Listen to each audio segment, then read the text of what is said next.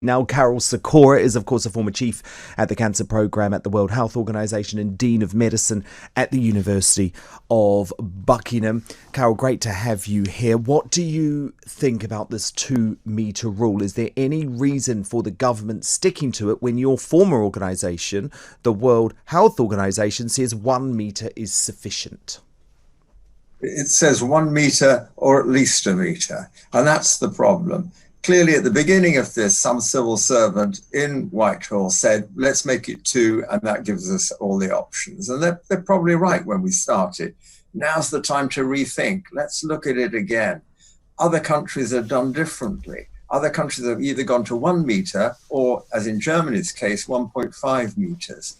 You know, in all sorts of places, whether it's a pub, as Tom was talking about, with its nooks and crannies, or a postal sorting office in the workplace where my son works. It's very difficult if you're going to have 2 metres. If you can make it 1 metre, all sorts of things can happen. Society will return to much greater normality. And it's the small businesses, as always, that will suffer if we can't do it. The practical small businesses that will just struggle to get that with small premises and so on, Dan. So with all of your experience, all of your expertise, you would be comfortable if the government was to override the advice they're getting from SAGE and go with the World Health Organization recommendation of just a 1 metre social distancing policy? Personally, I would. You know, in hospitals, in a clinical environment, we're already sort of doing that. I mean, you just need to look at any hospital, look at how the staff are behaving.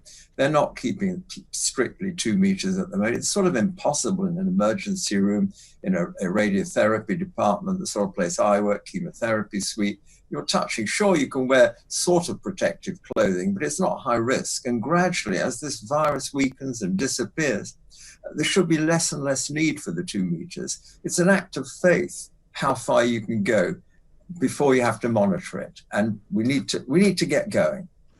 Now, Professor Sikora, you know there are doom merchants throughout the industry, both in the media and the medical industry, when it comes to quite how long our lives are going to have to change as a result of coronavirus. But you say there's good news. You say that actually we may be done with this thing by August and life can return to normal. Is that possible?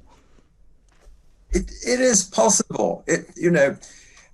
I think it's totally likely. But I've seen that just this afternoon, I read another NHS plan with the peak of in September, double the size of what we have, deaths doubling, and then going into winter pressures and doom and gloom throughout the whole system, cancer patients thrown under the bus yet again.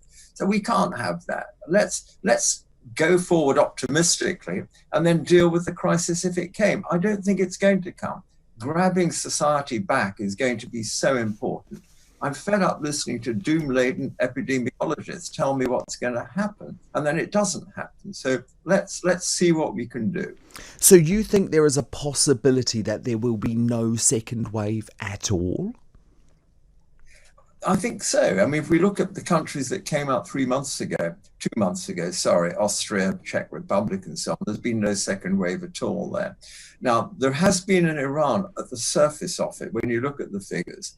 It's coming out of it now. And it looks much more likely to me, if you look at the figures, I'm not a statistician, but if you look at the figures, it looks to me that the second wave is really just the first wave too. It's just they changed the counting mechanisms 3 weeks into the whole thing. So there's a dip as it looked as though it was getting better, and then suddenly started coming up again because they were counting cases from another part of the country or by another mechanism. And so it started to rise. Fortunately, even there, it's going down now.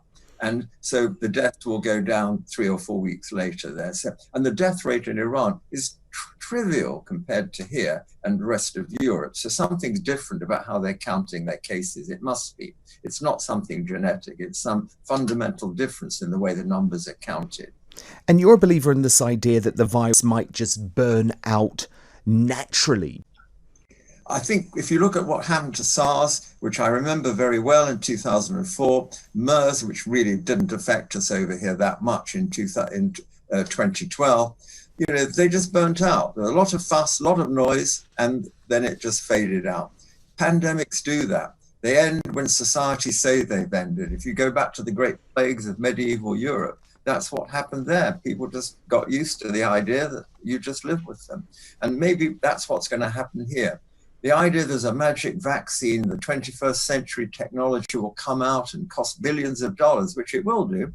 I just hope we don't need to use it, because if we do, we're stuck with this until next year, because the vaccine won't really be ready to immunize huge swathes of the population until the winter of this year. It can't be.